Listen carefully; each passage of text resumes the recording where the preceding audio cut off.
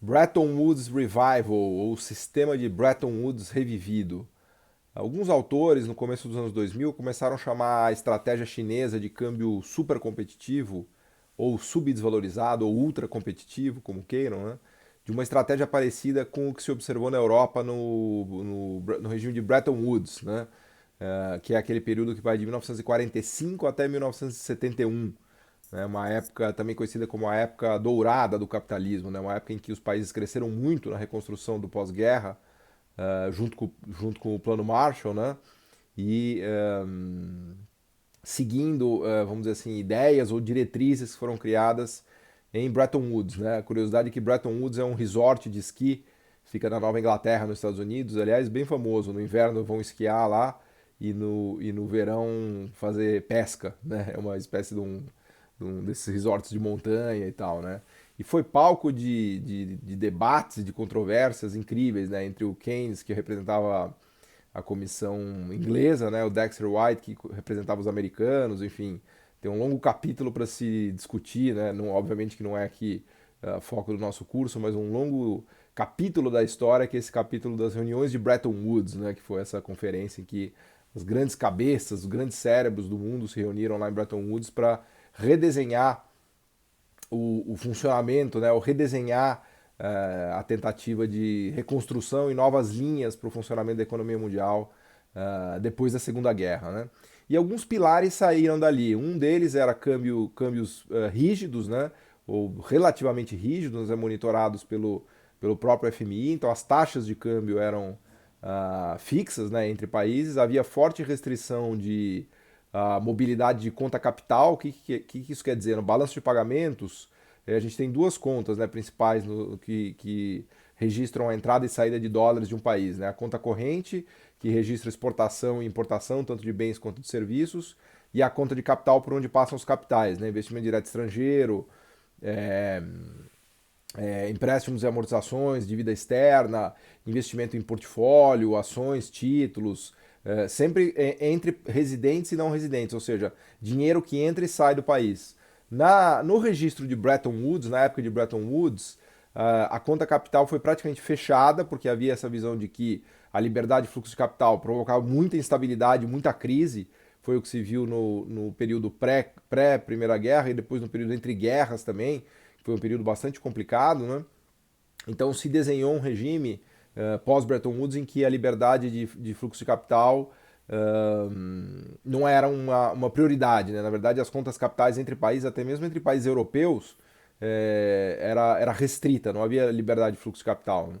E ao mesmo tempo as taxas de câmbio eram reguladas e rígidas e se privilegiou taxas de câmbio mais desvalorizadas para três países que foram destruídos no pós-guerra, que foram Japão, Alemanha e Itália. Né?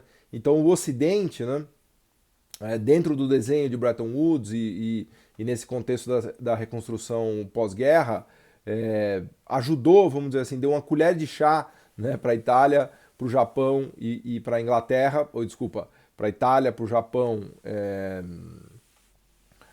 oh meu Deus do céu, para a Itália, para o Japão e para a Alemanha, para favorecer a reconstrução de guerra desses três países. Né? Havia a visão de que com o câmbio mais valorizado, isso estimularia o setor industrial deles, estimularia exportações, né? E seria uma alavanca para a reconstrução econômica desses países, como de fato foi. Né?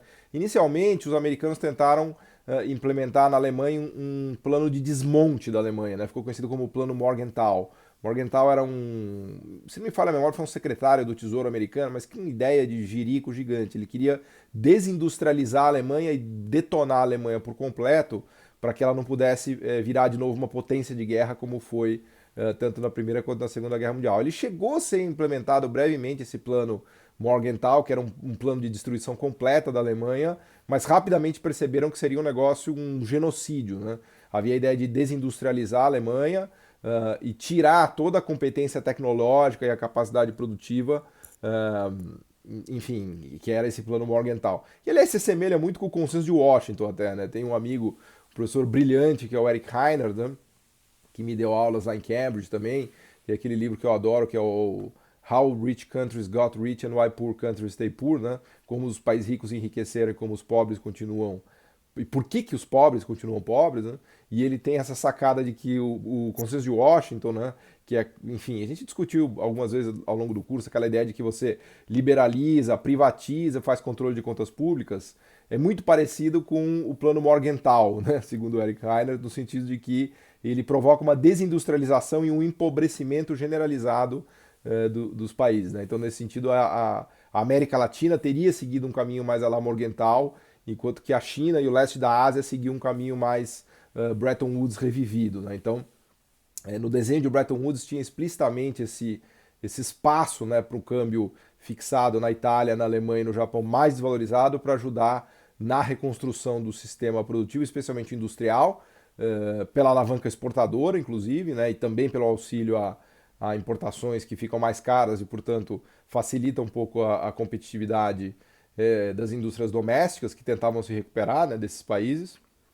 E o próprio Estados Unidos e a Inglaterra se empenharam em ajudar nesse desenho, porque eles viram que a reconstrução econômica desses três países seria o melhor caminho para, inclusive, para o estabelecimento da paz, né? Que não adiantaria nada botar sanções violentíssimas, como foi, por exemplo, o que foi feito com a humilhação que foi feita com os alemães depois da Primeira Guerra Mundial, né? O próprio Keynes escreveu da Economic Consequences of Peace, né? E a coisa do Tratado de Versalhes que deixou os alemães de joelho, né? E como isso depois acabou contribuindo para a escalada da Segunda Guerra Mundial e toda aquela humilhação da hiperinflação, da República de Weimar, toda aquela fatídica entre guerras ali na Alemanha que acabou virando combustível para o próprio regime nazista e que culminou na Segunda Guerra. Então, em Bretton Woods tinha uma visão mais construtivista, por assim dizer, né? Eles acharam que não seria boa ideia tentar destruir os países que já estavam destruídos da Segunda Guerra e que talvez fosse mais interessante construir ações para ajudar na reconstrução de uma maneira mais racional e mais civilizada. Então, pois bem, se eu cometi algum equívoco histórico, vocês me perdoem que eu sou economista, tá? Então, gostaria de ter sido historiador, mas infelizmente ou felizmente, sei lá, eu acabei seguindo pelo caminho da economia, mas na hora H no vestibular eu quase prestei para história, né? Eu gostava muito de ciências exatas e de humanas, né? Então eu adorava história, geografia, mas também adorava física, química, biologia e acabei virando economista porque eu percebi que a economia tá no cruzamento dessas dois.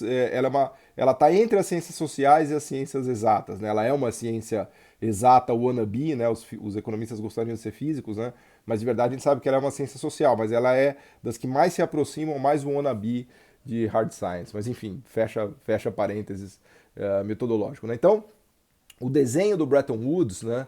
Do regime de Bretton Woods era esse, era uma tentativa de reconstruir as economias que funcionou muito bem, porque acabou resultando no anos dourados, né?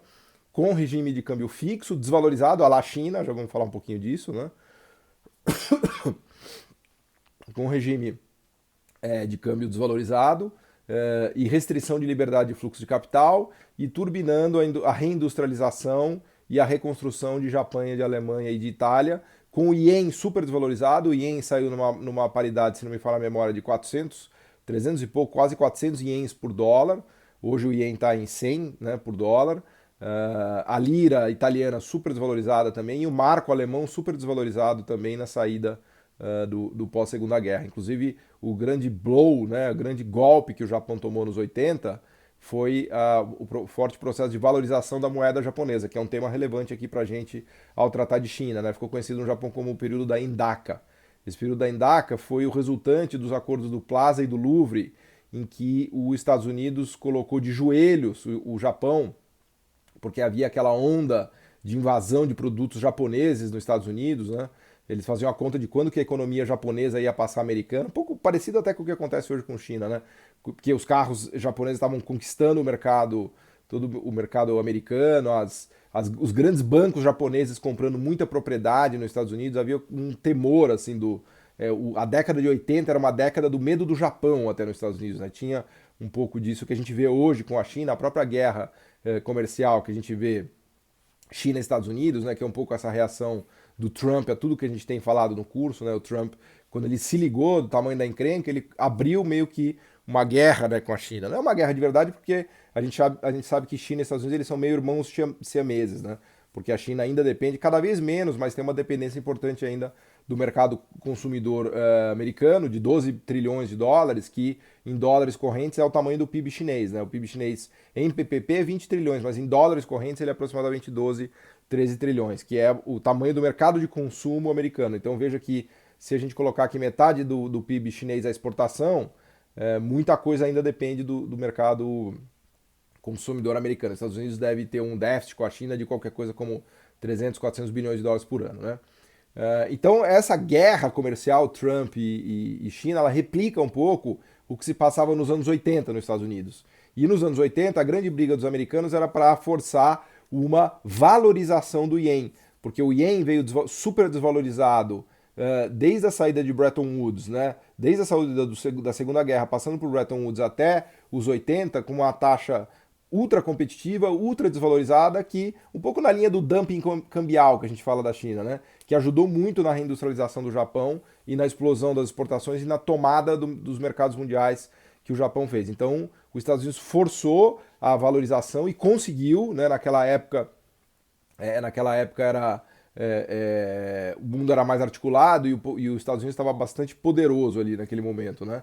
Então, nos acordos do Plaza e depois do Louvre, que foram acordos feitos entre banqueiros centrais, especialmente Estados Unidos, Alemanha e Japão, se chegou no consenso, né? Os japoneses não gostaram muito disso, mas eles estavam prestes a receber uma escalada tarifária do Congresso americano contra produtos japoneses, também exatamente o que a gente vê ocorrendo hoje com Trump, com Estados Unidos e China, né? Então, para evitar essa escalada tarifária, os japoneses acabaram concordando com uma forte apreciação da moeda e dali que o ien caiu de 300 e cacetada para praticamente 100 ienes por dólar, né? Ali foi um processo violento de apreciação, que foi Endaka, que desestruturou completamente vamos dizer assim, o modo de funcionamento da economia japonesa. As empresas passaram a se voltar a fazer investimentos financeiros, o Banco Central reduziu muito os juros no Japão para tentar estimular a atividade econômica para ela não cair, porque ela era muito dependente das exportações. Toda essa história eu estou contando porque ela tem tudo a ver com China, já chego lá. E aí se criou a bolha imobiliária japonesa, com muita violência, se criou uma bolha acionária, que foi a dupla bolha japonesa dos 80, né? E no final dos 80 estourou, as duas bolhas estouraram, né? Então o processo de Endaka, que começa em 85, resulta no estouro da dupla bolha imobiliária e financeira japonesa, que vai devastar a economia japonesa nos início dos 90, né? O Nikkei, que tinha batido quase 50 mil pontos, volta para 10, né? E aí isso meio que deixa o Japão de joelhos. E a verdade é que desde então nunca mais o Japão se recuperou para crescer com a exuberância que tinha até os acordos do Plaza e do Louvre. Então, num certo sentido, os americanos tiveram sucesso, né? Tiveram sucesso porque eles conseguiram domar a potência japonesa e aí o Japão virou meio moribundo, enfim, crescendo entre 0 e 1, ali com risco de deflação, enfim, a espinha dorsal do modelo japonês foi quebrada. Por que isso é relevante? Porque a China estava olhando ali na espreita. Então, um dos grandes medos da China era tomar uma Endaka também. Por isso que a China nunca deixou a sua moeda se valorizar de verdade, como aconteceu no Japão, né? Havia um medo Endaka na China, né? Eles viram que, como os americanos, entre aspas, destruíram o modelo japonês, e os policymakers chineses sempre estiveram muito atentos a isso, né? Mas vamos voltar lá, vamos reviver o Bretton Woods Revival, né? Então, este desenho de pós-Bretton Woods deu muito certo, né? E os chineses foram sempre muito habilidosos para usar o câmbio desvalorizado, conforme a gente tem falado aqui, praticamente em todas as aulas, porque o câmbio desvalorizado é um pilar da inserção externa, né, da catapulta tecnológica, né? Essa é a ideia. O câmbio competitivo ele lança as empresas para o mundo e facilita a conquista de mercados mundiais, né? Então, os chineses desde logo praticaram isso, né? A gente já falou em outras aulas, esse é tema presente e permanente desse curso, a grande desvalorização do yuan no início, a unificação do mercado cambial e a grande desvalorização do yuan no início dos 90 foi fundamental para o sucesso chinês, né? Deu aquela cacetada, o yuan foi para mais de 8 yuans por dólar, e ali ficou naquele nível super desvalorizado, né? E isso foi fundamental para a aceleração exportadora que a gente viu da economia chinesa e de todas as empresas que a gente citou aqui. Não que, como muito bem diz o Elias, não é que a China é uma economia que depende da exportação, né? Não é isso, porque o mercado interno chinês também foi crescendo e o câmbio desvalorizado também faz, às vezes, de proteger a entrada das multinacionais e das empresas que têm muito domínio tecnológico, né, uma entrada, vamos dizer assim, desigual e assimétrica para conquistar o mercado interno. Então o câmbio desvalorizado ele também dá uma espécie de proteção temporária,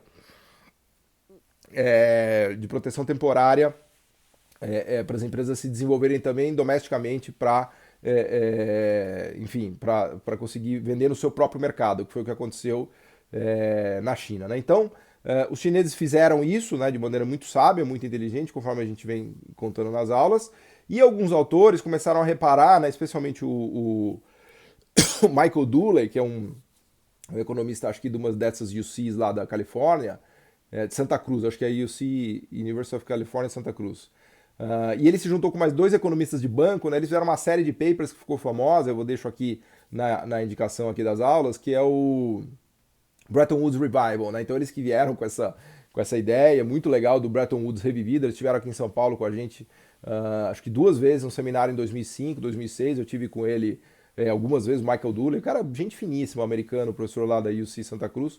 E aí essa ideia deles meio que pegou na veia, porque eles falaram, olha, o que a China está fazendo nada mais é do que o Bretton Woods Revival, né? O Bretton Woods era Japão, Alemanha e Itália, agora é China. Claro que ele ele é um macroeconomista, né? Então ele tem, eu também sou macroeconomista, me esforço, né, para não ter a visão limitada de macroeconomia. Eu ia falar aqui que ele é um macroeconomista e tem a visão limitada de macroeconomia, mas enfim, os macroeconomistas eles são menos preocupados com indústria, com discussão de política industrial, da estrutura produtiva e assim por diante, que é um negócio que eu adoro também ao mesmo tempo eu me esforço para entender macroeconomia e para entender economia industrial.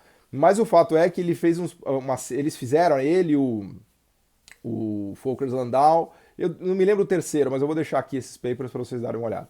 Eles fizeram uma série de papers incrível, né, do Bretton Woods Revival, e em que eles argumentavam justamente isso. Olha, na verdade o que a China faz é que o Japão, a Alemanha e a Itália fizeram no grande acordo de Bretton Woods que deu muito certo, né?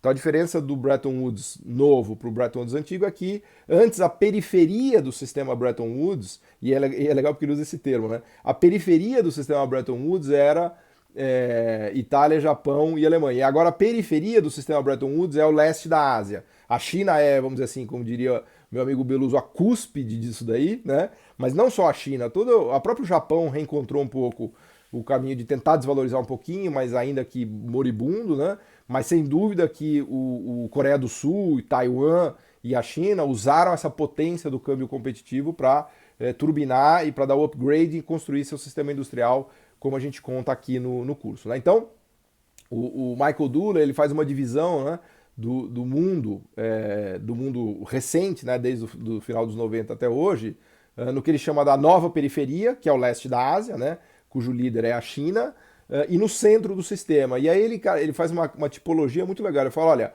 tem 3 tipos de economia nesse novo sistema de Bretton Woods revivido. A gente não está, obviamente, naquele Bretton Woods anterior, em que os fluxos de capitais eram fechados e, portanto, não permitidos, né? Os fluxos de capitais só vão ser permitidos depois de 1971, né, com a debacle do regime de Bretton Woods, quando o De Gaulle vai lá e pede o ouro dele e quebra a paridade ouro-dólar, né, que era o regime de Bretton Woods, ele tinha uma paridade ouro-dólar, né? O ouro era âncora, o dólar era a âncora do sistema e o dólar, por sua vez, estava ancorado no ouro numa paridade que foi definida, inclusive, antes ainda, acho que 1936, 37. Bom, o fato é que esse sistema quebra em 71, 73, porque os países deixam de acreditar no padrão dólar. Nessa época também conhecido como padrão dólar, né? O regime de Bretton Woods ou padrão dólar. Vou deixar uma referência aqui para vocês do livro. O melhor livro que tem sobre isso é o Globalizing Capital do Barry Eichengreen, né? Foi traduzido para o português também como A Globalização do Capital. Aliás, o Barry Eichengreen também é um professor lá da UC Berkeley. É um dos caras que mais estudou a história do sistema financeiro internacional, é muito bom. E ele tem um paper interessante em que ele compara a política cambial chinesa com a política cambial japonesa, que eu também vou deixar como referência aqui nessa aula, que é se não me falha a memória, o Chinese Currency Controversies, que é muito legal, né? Mas enfim, eu dei toda essa volta, voltando aqui na tipologia que o Michael Dooley faz. Então ele diz o seguinte, olha, tem uma economia central que é os Estados Unidos, né? Os Estados Unidos ele tem o que a gente chama de privilégio exorbitante. O que é o privilégio exorbitante? Ele pode emitir dólar à vontade, inclusive ele pode ter muito déficit externo, déficit em conta corrente com os outros países e com China, porque ele paga em dólar, e dólar é a moeda que ele emite, né? volto aqui aproveitar para indicar um outro livro que é O Privilégio Exorbitante, do Barry Eichengreen também, que é um baita livro. Aliás, ele estava aqui, olha só, ele está exatamente aqui na minha frente, ó. Por acaso, está aqui na biblioteca, ó, Exorbitant Privilege, The Rise and Fall of the Dollar and the Future of the International Monetary System. Baita livro, vou deixar aqui como referência. Aliás, vou até deixar ele aqui já para não esquecer. Então, os Estados Unidos está no coração do sistema, porque ele pode emitir dólar e pagar as dívidas dele com dólar. Então é meio moleza, né? Como se você tivesse dívida, só que você imprime a própria moeda que paga a sua dívida, né? E o mundo inteiro aceita, né? Então esse é o core do sistema. Aí tem dois tipos de grupos de países. Tem o grupo que ele chama das economias da conta corrente, ou das economias da inserção pela via comercial. E nesses países a gente tem o leste da Ásia, né? O que é esse grupo de países da conta corrente? É um grupo de países que gosta de ter superávit em conta corrente, né? Como a gente tem falado aqui nessa parte mais macro do curso, né? Superávit na balança comercial e superávit em conta corrente. E eles privilegiam a inserção comercial, exportadora, tecnológica e industrial. Então o motor deles, obviamente que eu estou falando de Taiwan, estou falando de China, estou falando de Coreia do Sul, estou falando de Singapura, de Malásia, né, de todo o leste da Ásia que tem avançado, eles ancoram a economia deles nessa excelência produtiva, exportadora e industrialista, por assim dizer, né? Então, para eles não faz sentido deixar o câmbio flutuar livremente. Para eles o câmbio é fixo, quase fixo, ou se flutuante, como por exemplo da Coreia, ele é administrado de maneira muito suja, né? O Ocidente chama de suja porque atrapalha a vida do Ocidente, mas para eles é muito limpo isso, né? No sentido de que promoveu o desenvolvimento desse país. Então, a Coreia do Sul,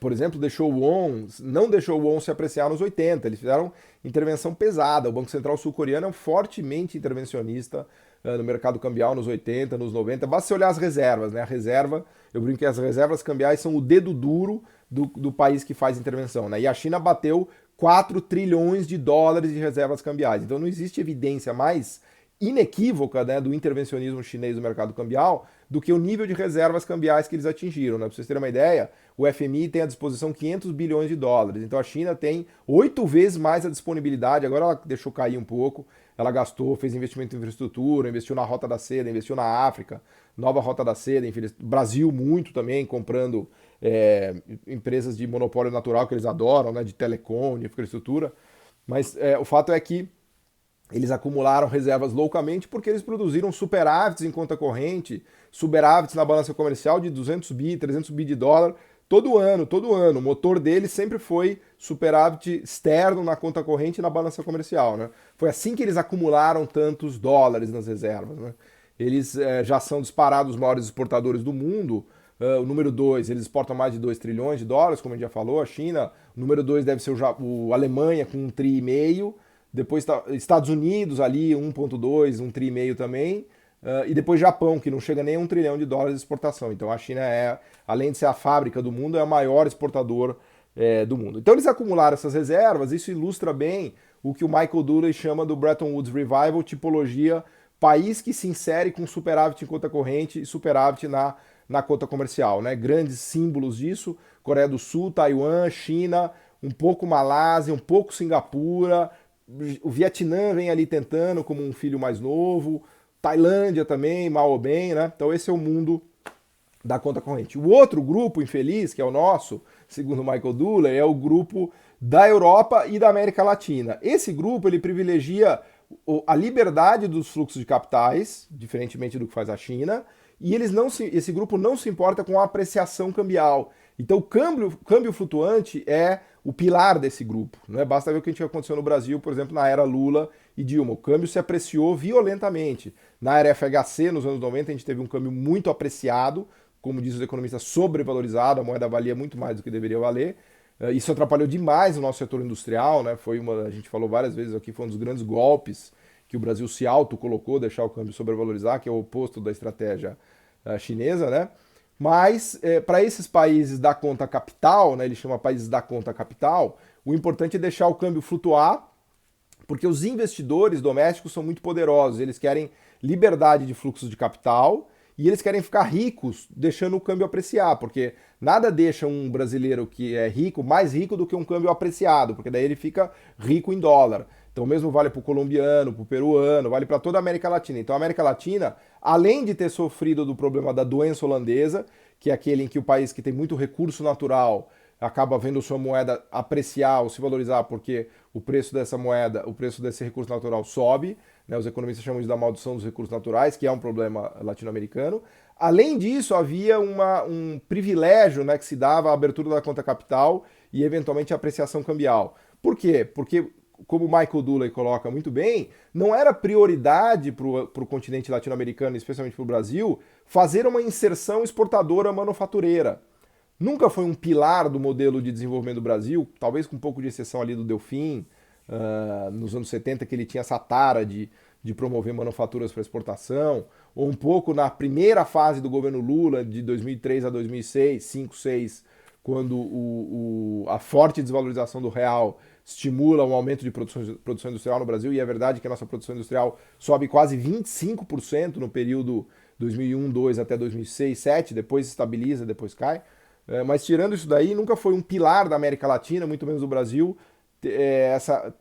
perseguir essa inserção exportadora manufatureira como foi da Ásia. Então, o Brasil ele meio que se acopla com os países europeus, segundo Michael Dooley, na estratégia de abertura de conta capital e flutuação do câmbio. Só tem um pequeno problema, a renda per capita da Europa, média, 30, 40 mil dólares, da América Latina é 8 e do Brasil é 10, 12. Então, o Brasil é meio que pobre que acha que é rico, né? Porque ele quis deixar... É um pouco essa ideia de entrar na OCDE, né? Parece que o fato da gente entrar na OCDE vai nos tornar rico. Não, não. Aliás, vai dificultar, porque a gente vai perder uma série de ferramentas econômicas, de manejo de política econômica, que a gente pode fazer por não estar na OCDE. Mesmo o caso da entrada da OMC, que o Elias também nos explica, né? Então, nesse modelinho do Michael Dooley, né, para explicar o Bretton Woods revivido, a América Latina e o Brasil e a Europa se integraram pela via do fluxo de capital aberto e sem preocupação com o câmbio subindo e descendo, ou seja, livre flutuação cambial, enquanto que a China e a Ásia do Leste se integrou a lá Japão, Alemanha e Itália do pós-guerra, do registro Bretton Woods, né?